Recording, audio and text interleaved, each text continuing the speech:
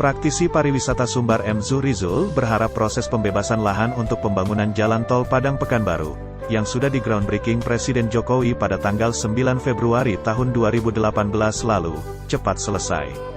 Pasalnya, kata owner Lawang Adventure Park Agam itu, sangat besar manfaatnya bagi Sumbar ketika tol yang masuk dalam proyek strategis nasional itu tuntas dibangun. Bagi pemilik tanah terdampak, jelas mendapatkan ganti untung. Sisa lahan di sisi kiri kanan jalan tol akan mahal sekali. Bila lahan digarap jadi produktif untuk pertanian, jelas akan mudah akses transportasi hasil panennya, ujar Zuhrizul usai diskusi dengan Wakil Gubernur Sumbar Audi Joinaldi beberapa waktu yang lalu. Untuk akses transportasi, kata Zuhrizul juga akan semakin cepat. Jarak tempuh akan semakin dekat, BBM akan lebih irit dan pastinya waktu lebih efisien, imbuhnya.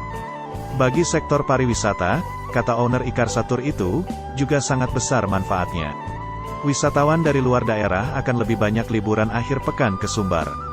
Tentu saja ini akan berdampak terhadap peningkatan ekonomi dan pelaku usaha.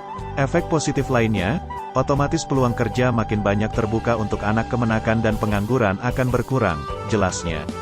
Terbukanya akses jalan tol itu juga bakal membuka peluang investasi dan berusaha serta program pembangunan selanjutnya dari pemerintah.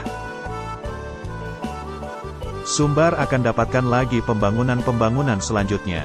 Dan, jelas akan membuat Sumbar tidak tertinggal dari daerah-daerah lainnya, katanya. Sebelumnya, Gubernur Sumbar Mahyaldi Ansarullah menyebutkan, pihaknya sudah rapat koordinasi untuk percepatan pembangunan tol dan semua pihak mendukung itu. Apalagi besar dampaknya bagi masyarakat dan perekonomian Sumbar. Seandainya pembebasan tanah bisa selesai tahun ini, maka tahun 2022 bisa selesai pembangunan tol tersebut, kata Mahyaldi kepada para wartawan usai divaksin COVID-19 di Gubernuran, beberapa waktu yang lalu.